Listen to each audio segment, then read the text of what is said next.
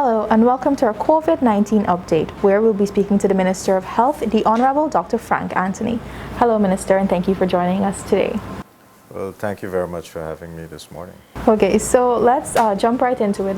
Last week, Ramadan in Region 7 was being monitored for increased cases of COVID-19. I think there was about 44 cases recorded there. Can we have an update? Yeah, well, Ramadan remain a place of interest for us. And over the weekend, we did additional testing there. And unfortunately, we have a number of additional cases. So we have a doctor on site that has been working with the community. We had sent in another medical team from Georgetown to assist. That team initially assisted in Ramadan, but then moved on to the other villages in the Upper Mazaruni. So in the light of seeing some new cases over the weekend, we are going to bring back that team into Ramadan and probably see what additional measures we can put in place. So there is an ongoing discussion about those measures, and we'll be working with the community to ensure that we reduce the amount of cases. Those persons who have tested positive are currently in isolation. The community center in the village is being used as an isolation center. And there were students who have tested positive. There are 4 dorms at the secondary school there. So one of those dorms would be utilized as an isolation center for the students who have tested positive. Okay. Minister, you mentioned we saw additional cases over the weekend. Can you say how much at this time? We had about 27 cases. Added to the 44? Yeah. Okay. And is there any talks of the village? You said you're working along with the village. Is there any talks of the village being placed on lockdown? It's an active discussion. We'll have to, lockdown would mean that you have to restrict everything going in and out of the village and so forth. And whether that's logistically possible is something we have to discuss with the village leadership. So we'll have that discussion. In fact, some of those types of discussions have been initiated, but there's no conclusions yet. Okay, Minister, what about Region 8? Is there any hotspots there currently, active hotspots? Not really. We continue to have cases in different regions, and we are monitoring. But the one that we have seen that that increase is really at Ramadan. So that's why we have been putting emphasis there, and we have checked with the other villages, the neighboring villages, just to see whether or not there are cases that had gone undetected. And that's why the team that went into Georgetown went to those other villages as well and did testing and sent those samples out. Okay. Moving on, Minister, in Parliament last week, you responded to a question about a comprehensive COVID-19 plan for the country that is still being worked on. In addition to the vaccine procurement, what are some of the other areas in which work has improved significantly in the last 6 months? Well, it's not only procuring vaccine. One is we have to get access to vaccine, but it is also preparing on how we'll be able to vaccinate people. And that preparation entails training persons, adding new staff, looking at extra storage capacity, making sure that we have the syringes and things like that to be able to do the vaccination. So there are a lot of concurrent activities that are going on while we await the delivery of the vaccine. As of today, well, one of the vaccines that COVAX is hoping to start using would be the AstraZeneca vaccine. And today the Global Expert Committee, Scientific Committee, is meeting to review the efficacy of that vaccine. So once the WHO authorized the use, then we'll see a rollout of those vaccines. So vaccine is just one component. In terms of the other things that we have been doing, there are lots of other things. One, it includes, first of all, securing adequate amount of PPEs. And as you would recall, at one point we had significant shortages of these things. So we have been buying large quantities of PPEs, which include the mask, N95 mask, surgical procedural mask, face shields, goggles, hair covers, gongs, the covers for your shoe, and so forth. So these things, you have to constantly buy because of the high consumption rate with them. So we have been doing that. So most of our health workers now would have adequate PPEs once they request them, and we are constantly replenishing the stock that we have at the bond. So that has been a major effort to make sure that we have adequate PPEs in the system. In addition to PPEs, we want to make sure that we have enough testing available. And with the testing, we are doing antigen testing, we're doing PCR testing, and we have increased our capacity at the National Public Health Reference Lab significantly. So, in the early days of the epidemic, we were only capable of doing a few tests. Now we can do between 1,500 to 2,000 tests per day. We have bought additional machines. We have automated a process. So in 2 hours, you can run like 96 different tests. So it's a faster process, and we have the capability of doing much more.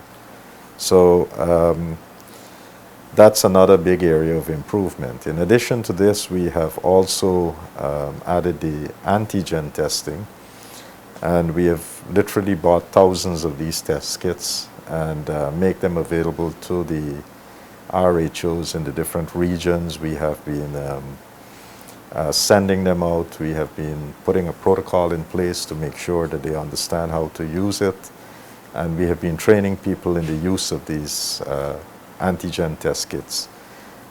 So that has been happening in the public sector.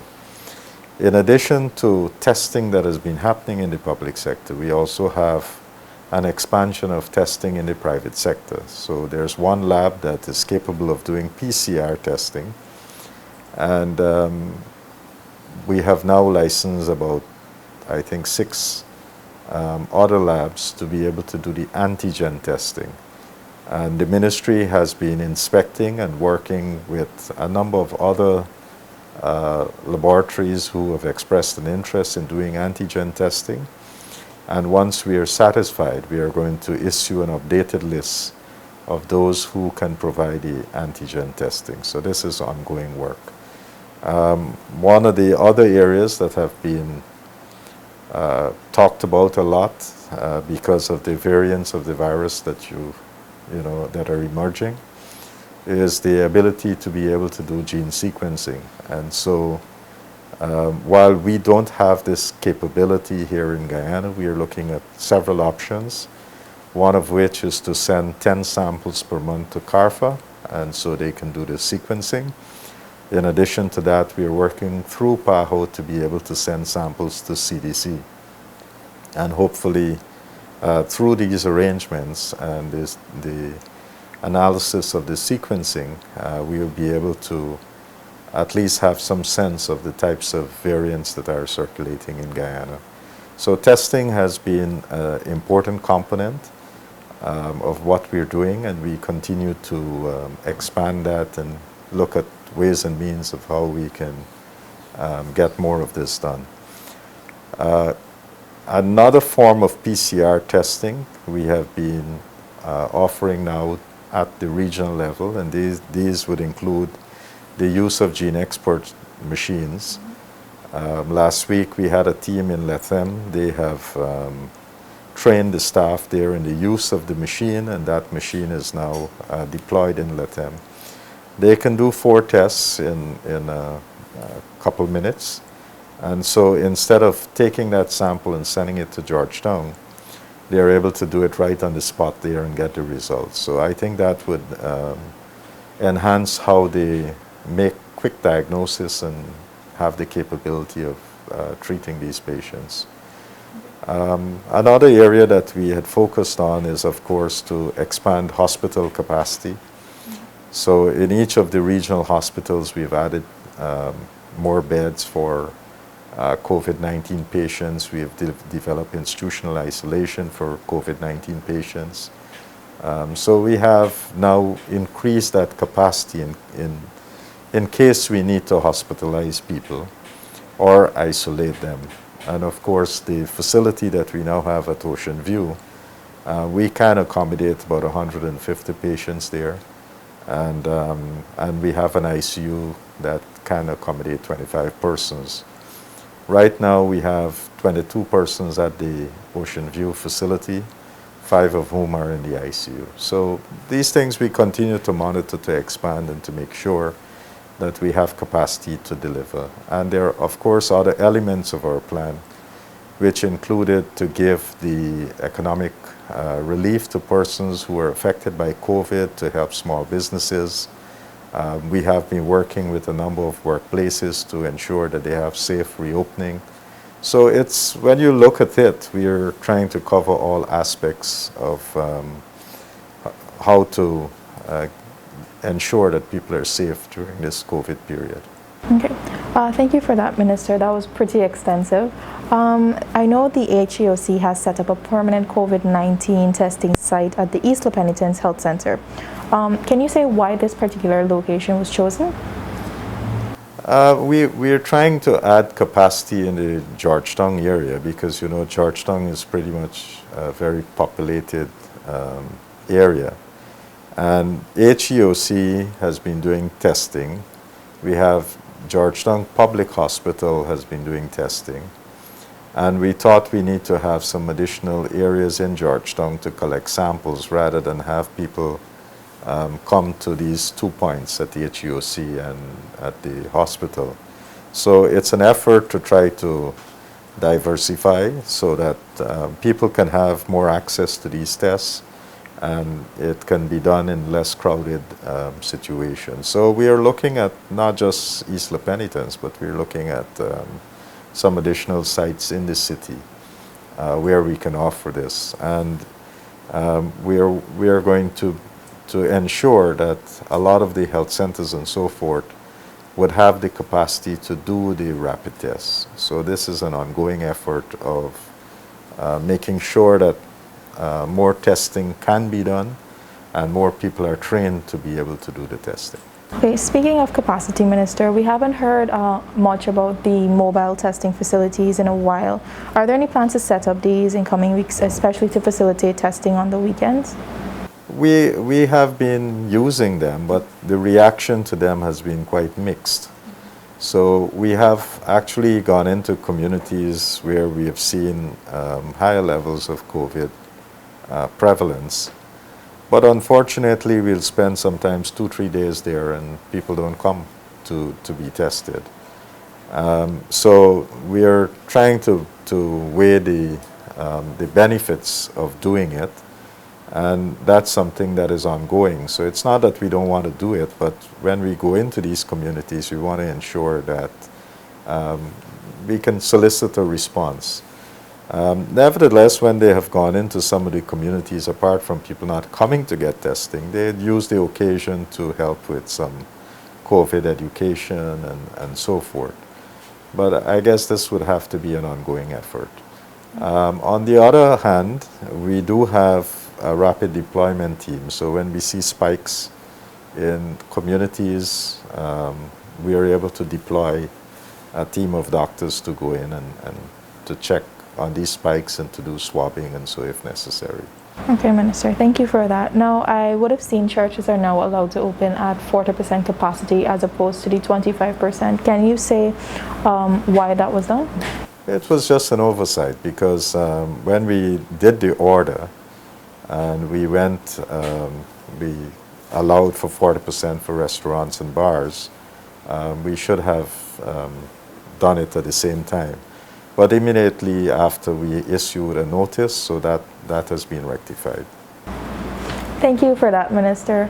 Now we'll be joined by Ms. Tamika Rodney, who is from HGP Nightly News. Hi, Minister. Good morning, and thank you very much for your time. I want to start off by asking, can you say how many healthcare workers have been trained so far to administer the vaccines when they arrive here? That would be a difficult question to answer because we have been working to train 35 teams. I know the trainers have been trained, and how many of the other team members, I can't answer you right now. Also, you had stated, I think last week or the week before, that the ministry is also working with the private hospitals to train their staff already as well. Can you say if that has started or? I think of the 35 teams, you have 4 of those are from private institutions, and I would imagine that those persons have been contacted and trained. The thing is with the training here, it's not new. Many of the persons who we have identified to be part of this program has been doing immunization for some time. So they know how to do it, they know what to do, how to handle the vaccine, the storage, the pulling up of the vaccine, administering it, telling people about side effects and all of that. So they have had lots of experience in administering vaccines, so this is not new. What is new is giving them some specifics about the COVID-19 vaccine, and the ones that we would be using might have some little special details that they have to focus on. So that's what is new. In addition to the persons who are already employed by the system, both private and public, we have sought to bring back some of the folks with experience who might have retired. So again, there are people with lots of experience in this. So the training is not going to be that, I would say, extensive, because these are people who already know what to do. And there's also, while we have developed our own material following the WHO guidance, I saw just recently, I think over the last 24 hours or so, the WHO has put out an online module of what health workers should pay attention to in terms of being trained to do the vaccination program. So again, we'll make this course available to our health staff. And we are not just going to confine it to these 35 teams. We ensure that all persons who are interested can go online and do the course, so they can be part of a reservoir of people who are capable of doing this vaccination. How many vaccination sites are we anticipated to have? We are going to use these 35 teams to begin with, so that would be about 35 areas where we are working in. But these teams would also be roving, right? So when you come, let's take like the interior. So if you start at Mabaruma in Region 1, they would be moving to different communities and administering the vaccine. So initially they might be at a fixed site, but once you complete that area, you move to another area to do that. And to allow us to be able to move around, we have what is called vaccine carriers. These are special containers that would keep the vaccine cool, so we can move to an area and be able to set up shop there and administer vaccines. And you will have to also realize that we also have an extensive network of freezers and refrigerators and things like that across the country. So we have a network of what is called a cold chain, and we probably have more than 100, 200 sites around the country. Some of these sites are solar powered, others where there is electricity, we use electricity. So we have that network, and we are enhancing that network. Understood. Has it been confirmed which of the vaccines you will receive from the African Union? The African Union, in the initial discussions, they have been talking about the 2 mRNA vaccines, which are the Pfizer and the Moderna vaccine, and in addition to that, the AstraZeneca vaccine. So we haven't gotten to the stage where we are saying this one or that one, but this is the portfolio of vaccines that they have access to. What eventually, we'll work out is entirely up to when we start those negotiations. Okay, thank you so much for that, Tamika. Thank you for your time today, Minister. This has been DPI's COVID-19 update. For more information, visit our website dpi.gov.gy or our social media platforms.